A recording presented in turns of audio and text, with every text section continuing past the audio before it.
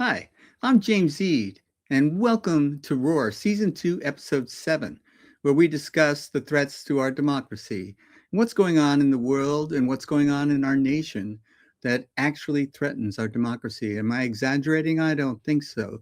We have a president who's buddies with Putin, who thinks that the leader of North Korea fell in love with him and was pals with Orban of Hungary. Well, they threw that guy out. And can we throw this guy out? Well, maybe not right away, but maybe we can do something at the midterms. And there's another threat to a democracy that we're going to talk about, and it's the AI threat, because it's called the Silicon Valley fascism that's going on in our country. Because some of these people behind the proponents of AI and funding it, the leaders of NVIDIA and Elon Musk and whatever he's doing now, these types of people, they may not have been born in the United States and they may not share our democratic values. So we've been trying for many, many generations to export democratic principles. And now we're importing autocratic principles from other countries. And it may be becoming more influential. And as our AI just can create political ads and all of that kind of stuff, are we being led down a road where the average US citizen has been less and less powerful? And the real power that the US citizen has is going to vote. So we all encourage you to vote. But I have two guests now today to help me roar. And we don't know what we're going to roar about, but we know we can. Riick Rosner. Hey. And Saini. Donald and Riick, thank you for being on the show. I really do appreciate your coming on because I know what I want to roar about, but I'm wondering what you guys want to roar about.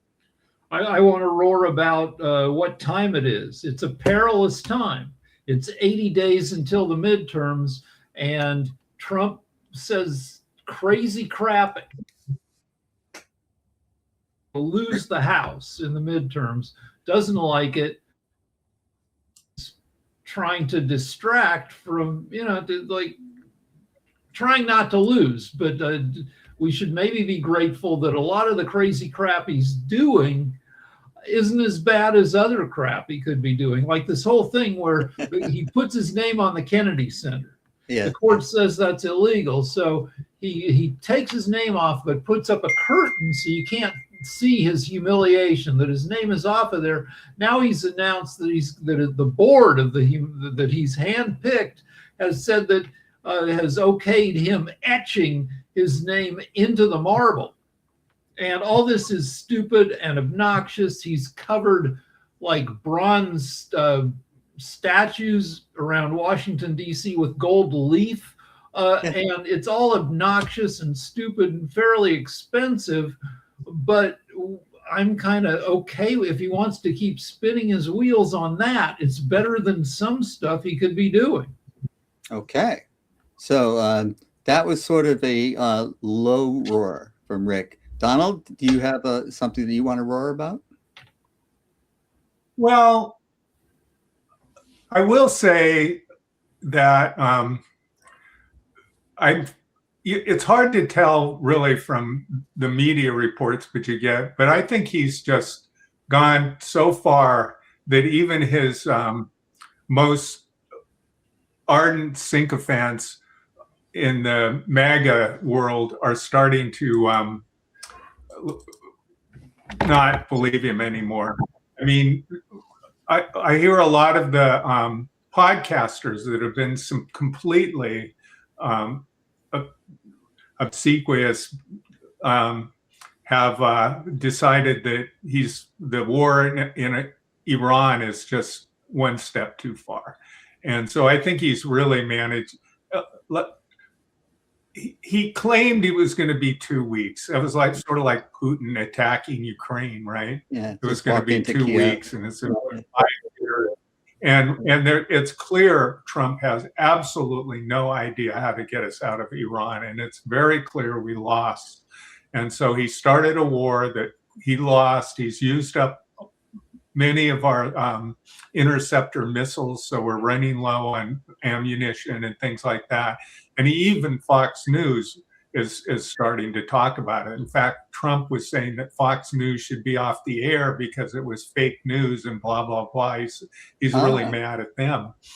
So it's not just ABC anymore. Yeah.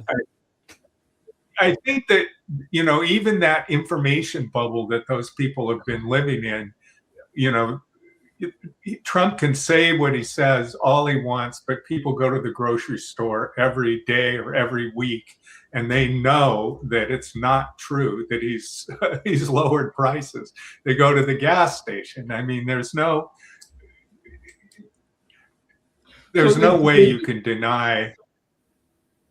Yeah, this is day 104 of national average gas prices being above $4 a gallon. Now, we're all in California, so that seems cheap to us because gas averages $2 more in California than every place else.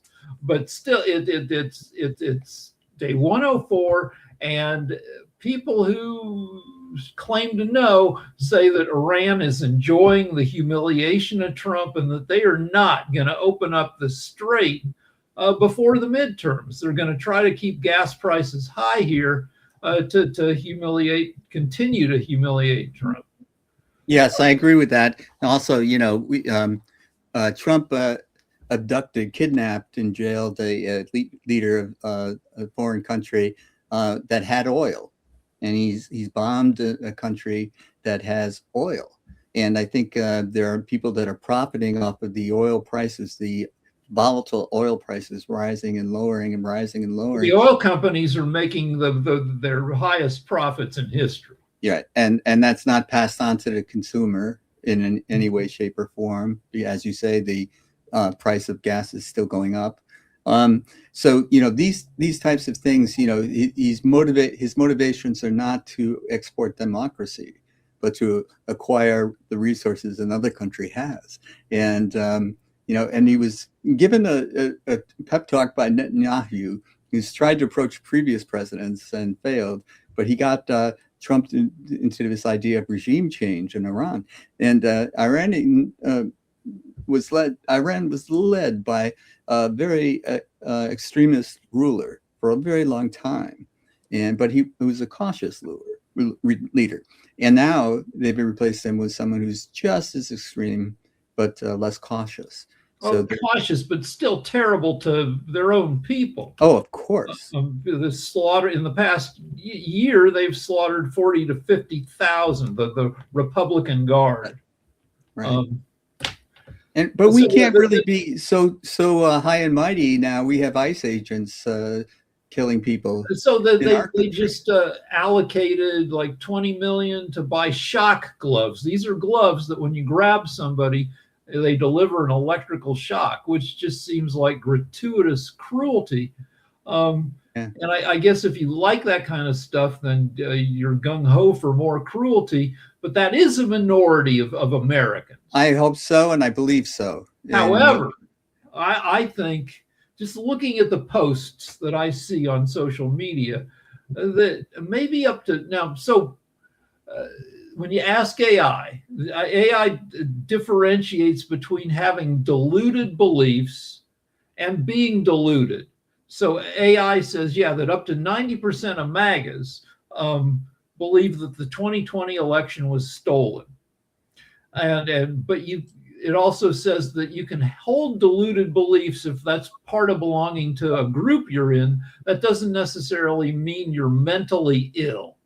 But I would say, based on what I see, that maybe up to 10% of MAGA is mentally ill. They're nuts. You'll never get them back.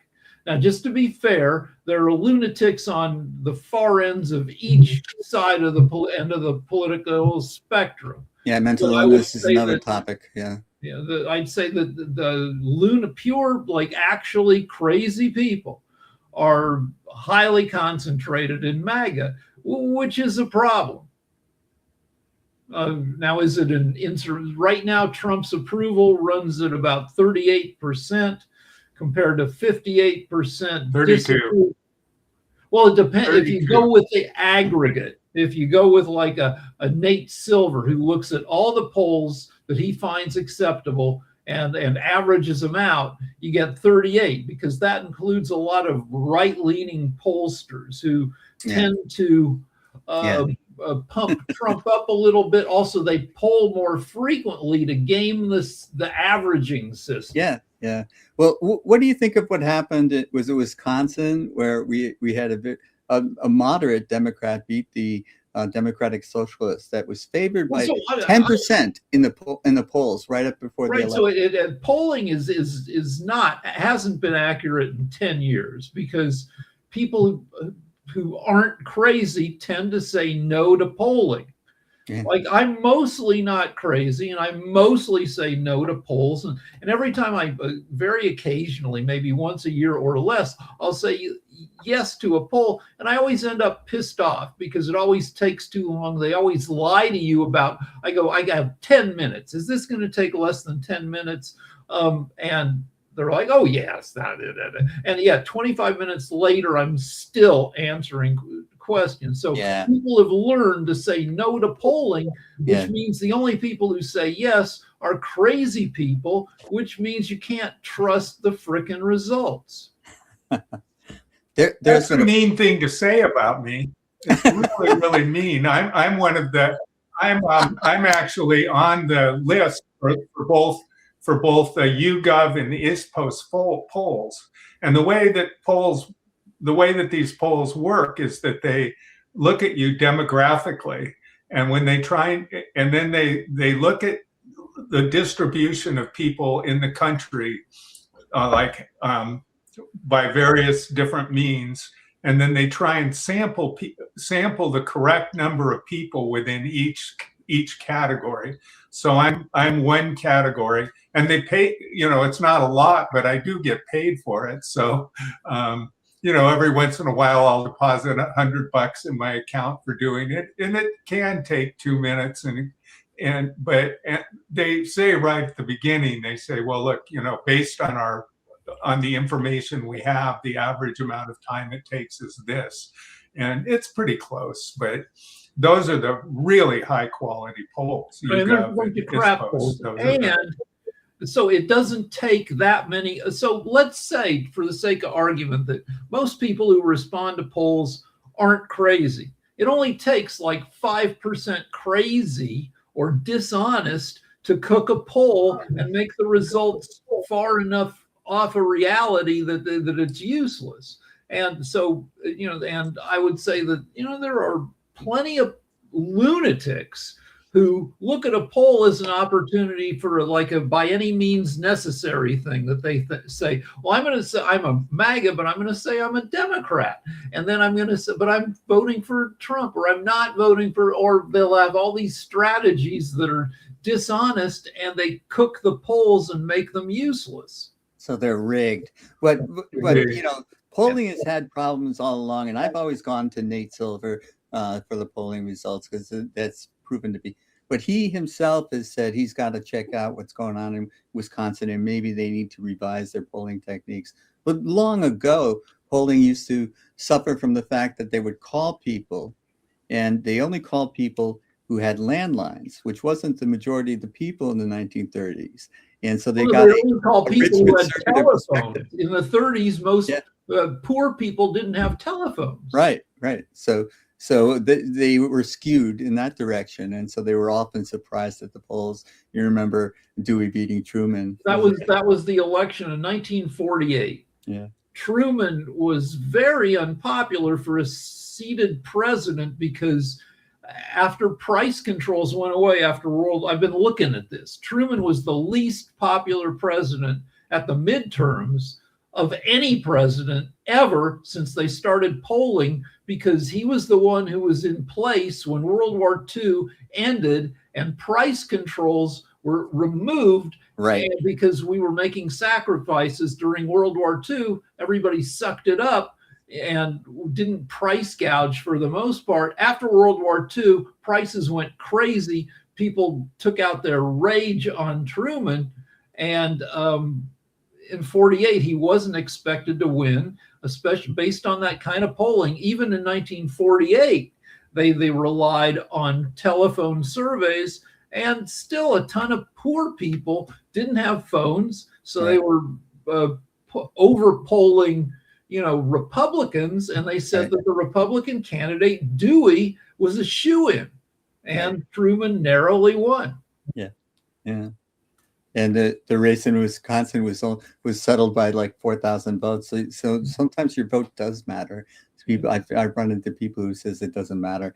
And in California, go ahead, Donald. I want to throw in one thing about what they've done about polling now. First off, I have one friend who argues to me that it's, there's a lot of people who don't have cell phones and blah, blah, blah. She's in her 80s and she just hates technology and just absolutely is totally pissed off that she has to use her phone for parking and things like that.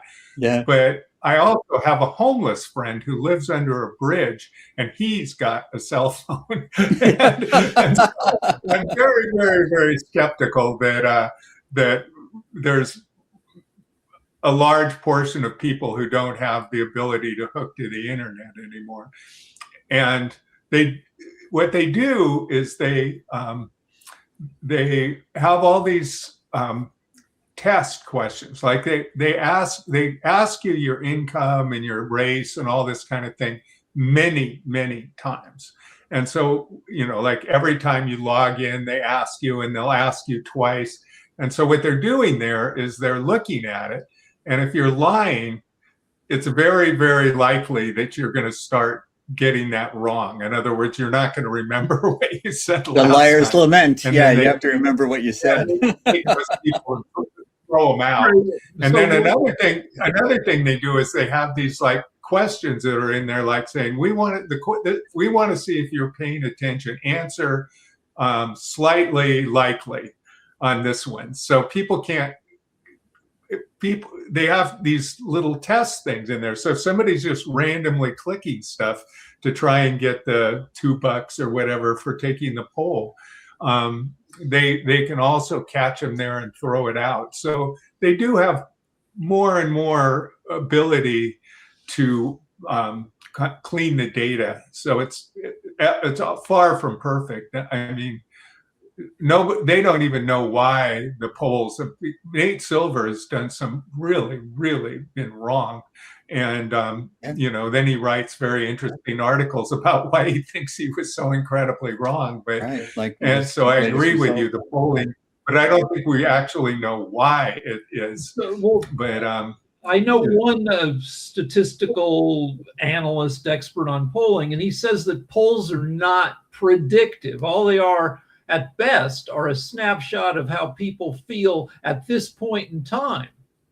So you can't. Right. Well, that's absolutely true. And we have seen after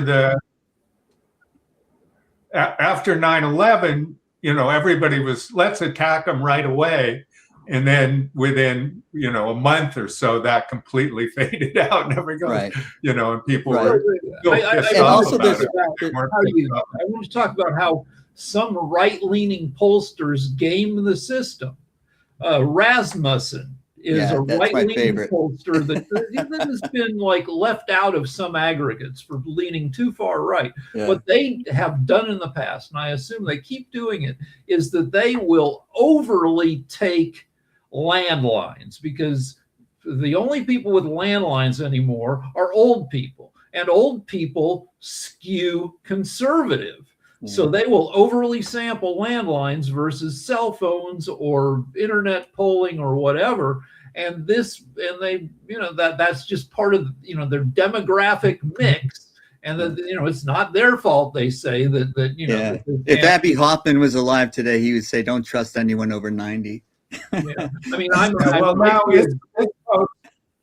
ISPOS and YouGov, for instance, I know those are the only two I know pretty well. They don't use phones at all anymore. Yeah.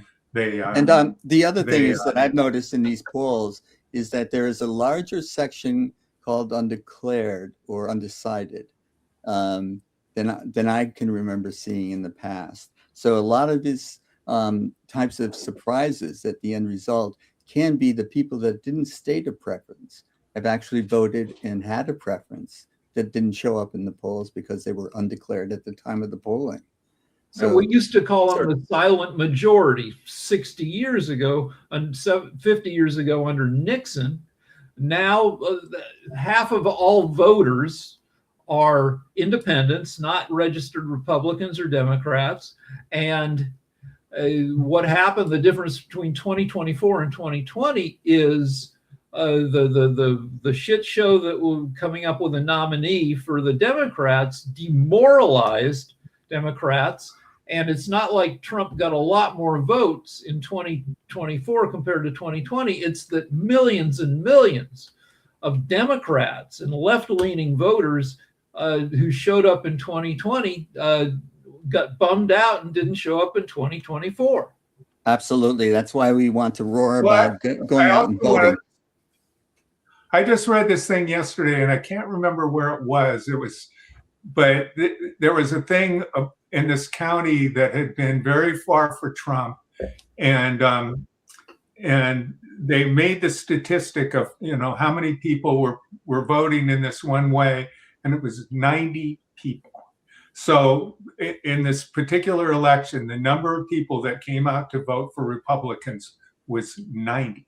And then they actually made a statistical thing about what percentage of these people were this and that and the other. You can't do anything with 90 people. That's not a representative sample. I mean, it might be a representative sample of if you've got 500 people or something, but it was anyway. So the point I'm trying to make is, I have a friend who used to work for the UN, and that's what he did, was he made polls. And he said, I could write a poll to get absolutely any result I want. And he said, but I had him help me when I was doing the polls so I could get more accurate results. For instance, people have a tendency to answer yes to the questions that are higher on the list. So a well-done poll will automatically shuffle the questions so that people don't just have these reflexive answers. And so there's a lot that can be done to make them more accurate, but some of it's just flat silly. But the good part of it is that in that particular race, Republicans just weren't showing up. And there's a famous book that's about 70 years old called "How to Lie with Statistics." I read it. I read it. Yeah. So, and it shows how people do hocus pocus with, manipulate the numbers and the questions. It turns out that book itself is bullshit because it was commissioned by the tobacco companies to make people distrust the evidence that it causes cancer. That's linking smoking and heart disease and cancer. Yeah. So numbers don't lie, Rick, but people with numbers. So there's in the latest waves, the past 5-10 years of bullshit, like the bullshit rests on bad numbers. In this past week, conservative media has been talking about a study which shows that the COVID vaccine caused miscarriages in 82% of pregnant women. Oh. This is a complete bullshit statistic based on a mathematically flawed study that was withdrawn. The rate is 13%, which is the same rate as the rate among unvaccinated women. People have a lot of miscarriages. God is unfortunately our greatest abortionist. Or maybe that is a good thing, because the babies you lose often weren't going to turn out so great. Right. But just a ton of bad, the study that set up 30-40 years of linking vaccines with autism was based on 12 kids. It was a dishonest study it was made up bullshit. The guy who issued the study eventually lost his medical license. The study, but that study. I know. Does Robert F. Kennedy Jr. still cite it, though? Right, that you still there, and that it led to dozens of further studies covering millions of kids that showed no link. No But correlation at all. lunatics still remember the initial bullshit. Right. I want to talk about one more time. I want to. Oh, go ahead. Go ahead. No, Okay. you go ahead. I've been talking. Go ahead, Donald. No, go ahead. I just wanted to throw in How to Lie with Statistics. It was written independently and had no relation to the tobacco industry. However, the tobacco industry hired him to write a follow-up book, but the follow-up book was never published. So okay. So all right, I stand corrected. All right, another time of peril. It's a perilous time because 80 days until the midterms, early voting starts in 5.5 weeks in 5 states.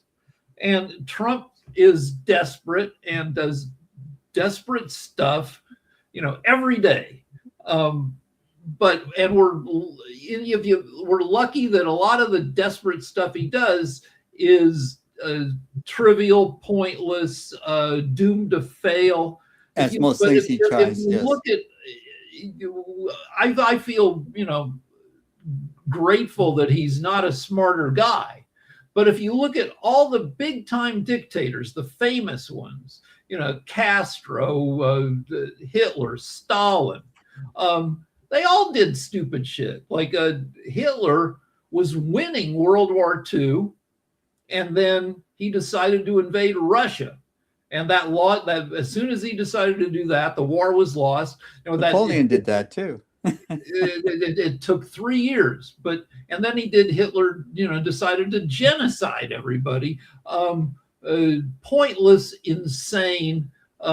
So it's kind of a Putin, dictator, decides to try to invade Ukraine. What's the point? He wants to bring back the old Russian Empire. Union, yeah. So it's kind of a trademark of the most famous dictators that they do that they destroy themselves with bad decisions. And then I looked up benevolent dictators. We don't know about any of them because they're not famous because they didn't do such terrible shit. Like there's this guy on Lee Kuan Yew, a dictator of Singapore from 1959 to 1990. He used his dictatorial powers to make Singapore super nice.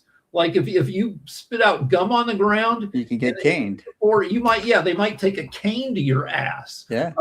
But his dictatorial stuff makes Singapore a really nice place to visit as long as you don't misbehave. Well, I had a Chinese friend once tell me that the best system of government is a good emperor, and the worst system of government is a bad emperor. So there can be good ones. I want to mention one other time of peril. Right now with a desperate president trying to save his ass, but then there's the lame duck session. Let's just assume that the Republicans lose the House, which it seems highly probable. They lose the House according to an election in early November, but the new crew doesn't come in for another 2 months. Right. So the Republicans continue to control the House and the Senate for the rest of November and then December, and that gives them about. Will they be emboldened? Yeah. 6 weeks. They're going to try to pull some crazy crap. Yeah, yeah, and but nothing that passes can't be unpassed and overridden by new legislation. So still have the same president for 2 more years. That's the main thing. 2/3 majority so that if something passes without a 2/3 majority, Trump can veto it. Right. So things will get somewhat better. That's very true. And, so that makes the Senate being in play also very important. And before we end the show, are there certain races that are most important and critical? I know that races in Florida, for example, in Texas, Pennsylvania, these races are highly contested, and I certainly get text messages about them every day, multiple times, And so they are trying to raise as much money as they can. And there's been a lot of billionaire money behind the mega candidates. Part of the Silicon Valley fascism that we had talked about earlier. So there is some of these races are too close to call by the polling numbers. If we, whatever we think of the polling numbers, it seems to be again with a large percentage of the population saying undeclared. So who knows what's going to happen? And what are people going to be feeling in November? Are they still going to be feeling the pinch from inflationary causes that are consequences of Trump actions? Who knows? It gives Well, I you certainly don't.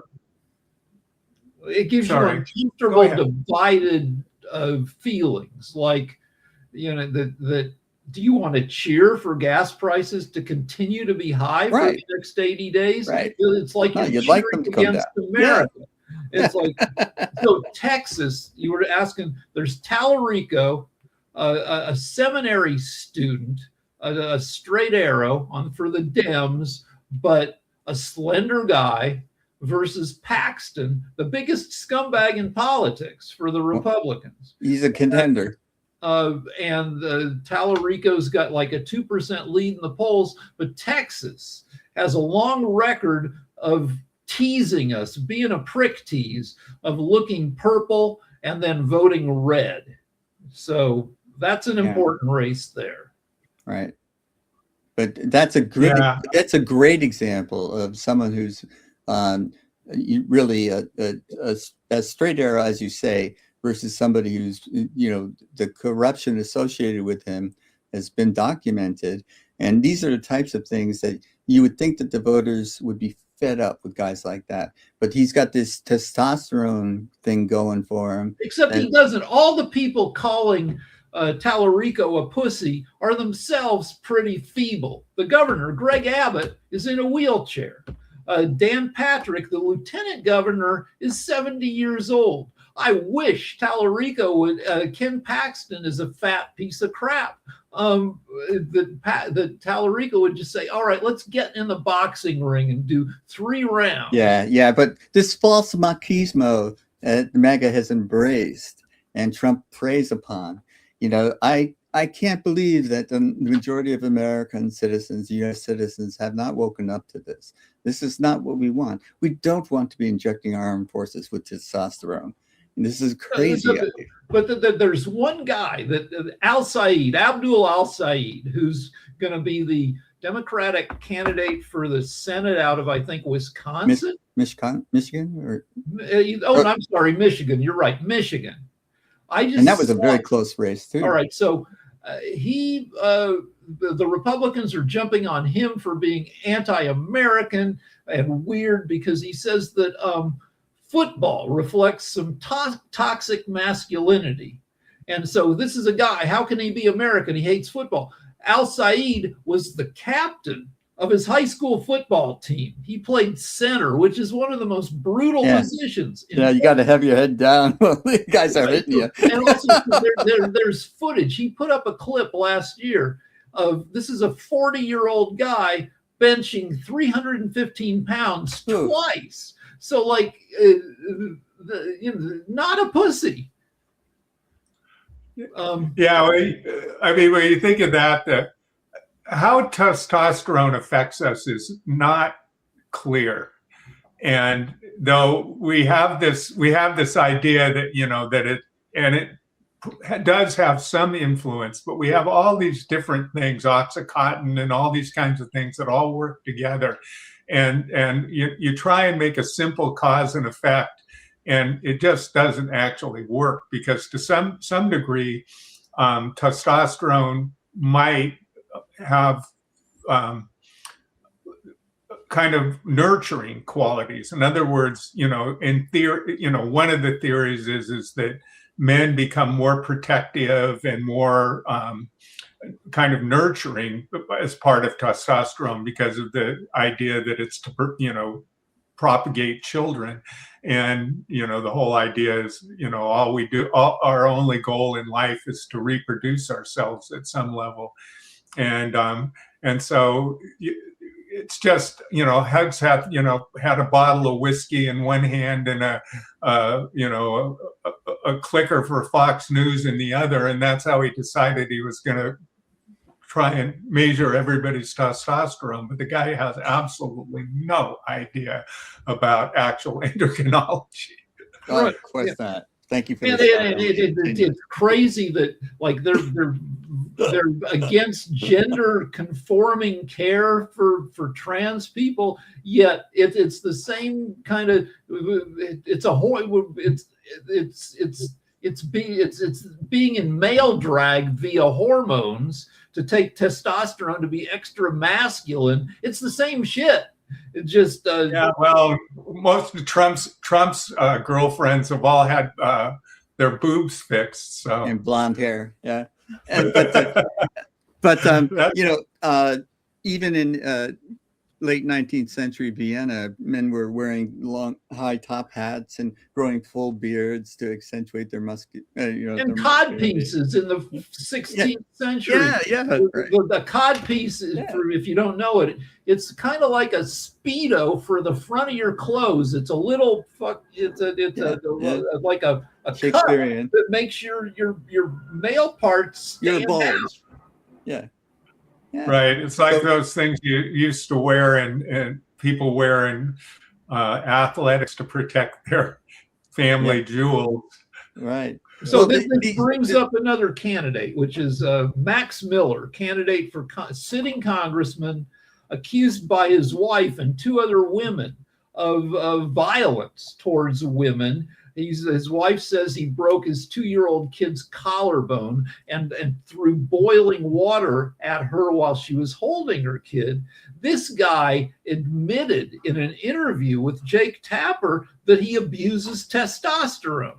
Now I know I've been going to the gym forever, and I know a lot of people who've taken steroids, and some of them are very courtly and have excellent manners, or are great people. Now, I don't know if John Cena, the wrestler, ever took steroids, but he's a huge guy, and he's one of the best guys on earth. He's done more Make-A-Wishes than any other person ever. He's a guy who understands that being a huge guy who can do violence gives him the responsibility to really watch himself and be a decent human being. And I know a lot of people huge, maybe steroid using guys who are like, they know that the taking the stuff can maybe make them more volatile. So they constantly watch themselves and strive to not be dickheads. Max Miller, on the other hand, is this violent asshole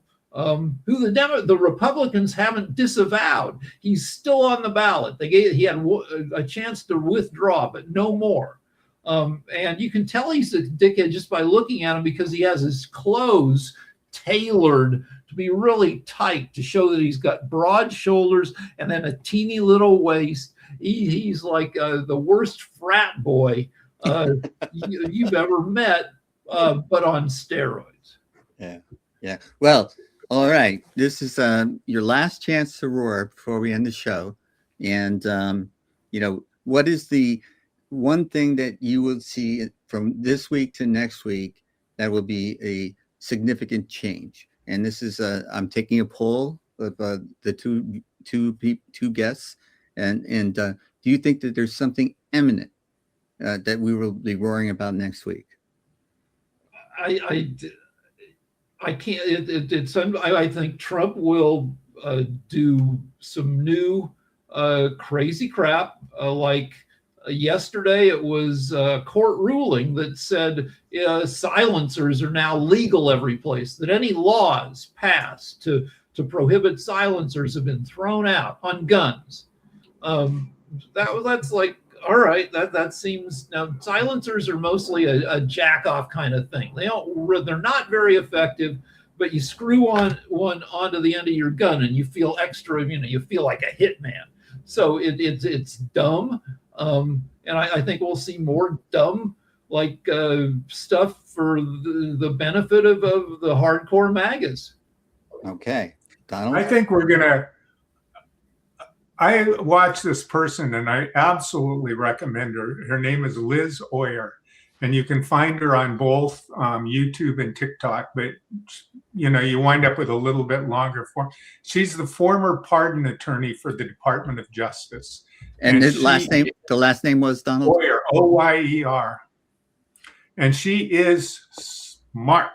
And she comes up and she made a thing the other day where she said that it's something like 1 in 1,200 times that a DA presents something to a criminal grand jury that they don't make the indictment. 1 out of 1,200 times. And I checked with an attorney friend of mine, and he says, "Yeah, that sounds about right." And right now, the grand juries are just throwing Trump's indictments out one after another. And she says that's about as likely as getting hit by lightning. You're more likely to get hit by lightning than you are to have the grand jury. And she says it shows that our justice system does have a pulse. And he's, if you look at what the courts are doing right now, they've turned around. And I don't know, the Supreme Court is pretty insane, and they're, like a lot of them, Roberts and Thomas and stuff. They found out, let's see, why is my brain farting? Not Scalia, but anyway, Alito. Alito has made millions and millions and millions of dollars since he's become a Supreme Court justice, and so I wouldn't be surprised. I mean, after November, if we win the House, I think the House is going to be busy for the first 6 months just impeaching people. They'll impeach Trump probably in a matter of weeks. I mean, he won't get convicted, but when you do stuff like that to him, it nibbles away at his credibility. Though no one has been impeached 3 times. Nobody's been impeached more than Trump at 2 times. Yeah, I think Trump will wind up being impeached more than all the presidents. Maybe he already has more than all the presidents in history added up together. And if you've watched anything that he's doing recently, he's just babbles. He loses his train of thought. He can't keep he just babbles from one sentence to another. He comes up with this parentheticals. And one of the ones that really got me was he said, "Oh, there was this big thing in, I think it was Colombia." And he says, "Yeah, those things where the earth shakes and buildings fall down." He couldn't remember the word earthquake. He couldn't remember the word video. He talked about, he used to go to the pictures that move. So yeah, I mean that moving is, pictures. That's compensation that people do when they have dementia, and he's you have this kind of aphasia where you can't remember proper nouns, and I mean often people get that just as normal process of aging, but to the degree that he has it, it's very, very clear to people who are familiar with it that his dementia is getting pretty advanced. And I think it'll progress. It's progressing rapidly enough. I don't know if in a week, but I mean, even MAGA are starting to. It's not possible to ignore. But he can still play the hits. He's been a public speaker for so long that he can just rattle off strings of words that sound like a guy who knows what is up and what he's talking about. It hasn't reached the point where he glitches in every sentence.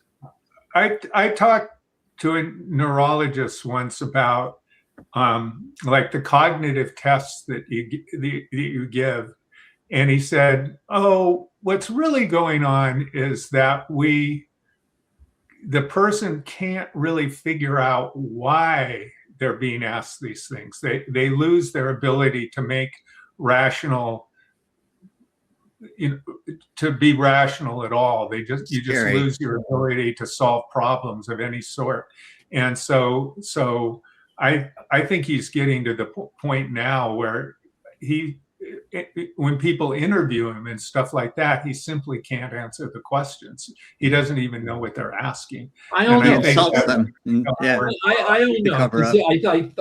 I hear him talk, and a lot of the time, I mean, he's saying bullshit. But if I were, it doesn't sound bad enough that if I were MAGA, it would make me overly concerned. So his dad took 7 years to die from dementia after diagnosis. You know, the way it goes is for about 3 years, maybe, you know, you're looking at grandpa and you're like, is anything going on? I don't know. Then finally it gets bad enough. You get the diagnosis, but then in at least in Trump's dad's case, took another 7 years. So if Trump holds true to his dad, you know, his decline could be fairly gradual. Reagan, you know, lived for another almost, I think, 10 years after leaving office with, you know, moderate dementia towards the end.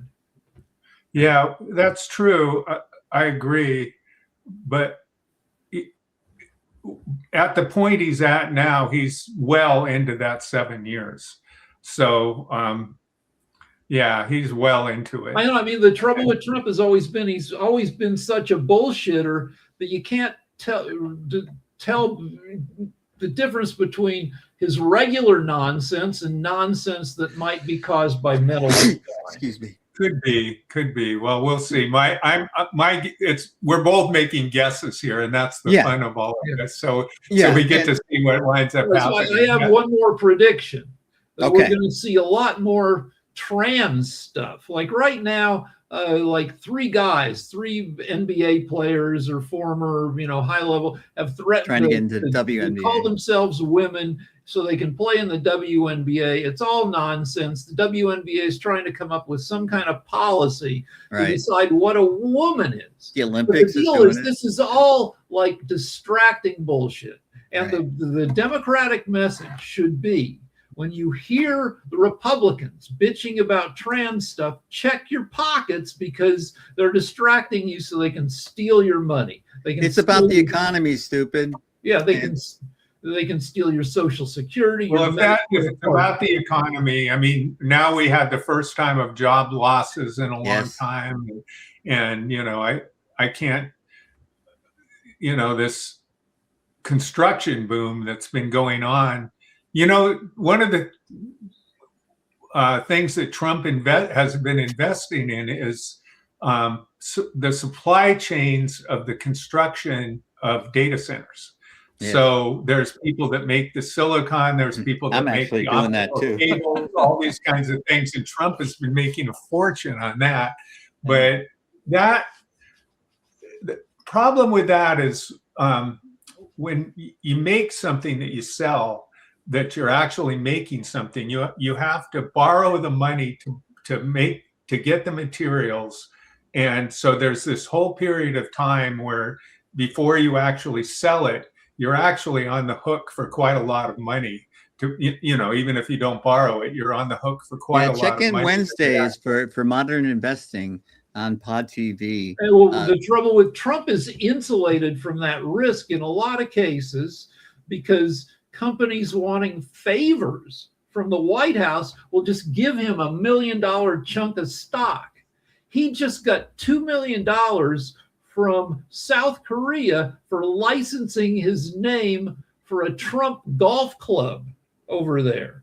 And coincidentally, the same company that gave him $2 million also wants a reduction in tariffs for their aluminum business. Oh, really? Yeah, he's been selling that. But just kind of to finish my thought is that what happened in the .com thing, what really caused the economy to crash was that there was this prediction that the internet was going to grow at this certain kind of a rate, and it didn't grow, and it was way wildly optimistic or whatever. And so what exactly happened was like WorldCom and things like that had built these, borrowed or, you know, got enough the stock market, all this money that they spent on stuff that ultimately they couldn't get their money back because venture capitalists were throwing anything that had .com in it.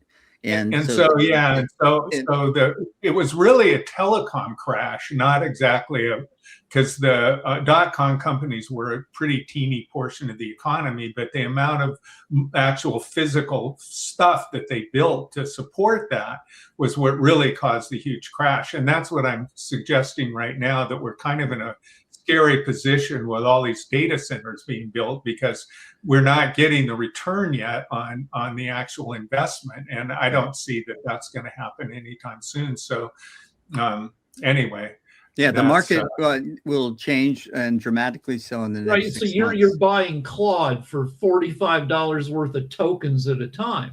That will not return to the Claude people the hundreds of billions they're spending on this infrastructure. Exactly. And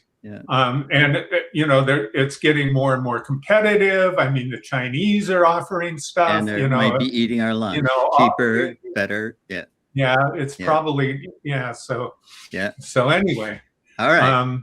I'm all roared out. I don't know about you two. We got I'm going to go back to you. Actually, I'm going to go back to playing with Claude. Well, whatever works for you. That's my motto. I might take a nap. I might put on some pants. I don't know. Anything's possible. Yeah. That'll be a brand new day in Riick's life. Okay. Right. I mean, when you're on a show like this, you have to dress for it. You just think, well, am I going to wear pajamas or going to wear a robe? That's the nice thing about being in your house. And my only concern is, did I wear this shirt on the last episode? When you go for black T-shirts, you can pretty much first wear world problems. Yeah, that's a good point. Well, Riick and I are doing the black T-shirt. Yeah, the risk for me with black T-shirts is I have insane amounts of dandruff. When I use Rogaine minoxidil to try to keep the hair in my head, which it makes your scalp just peel away in giant chunks. Ouch. Oh, wow. And my wife, she's always coming by and just brushing me on. If oral midoxam fall, I forget how to pronounce it, actually works better than topical. I just started on that. But what happens is that you go on oral minoxidil and it restarts a lot of your follicles, and the new hairs push out your old hairs. So for 2 months, you actually lose hair at a higher rate.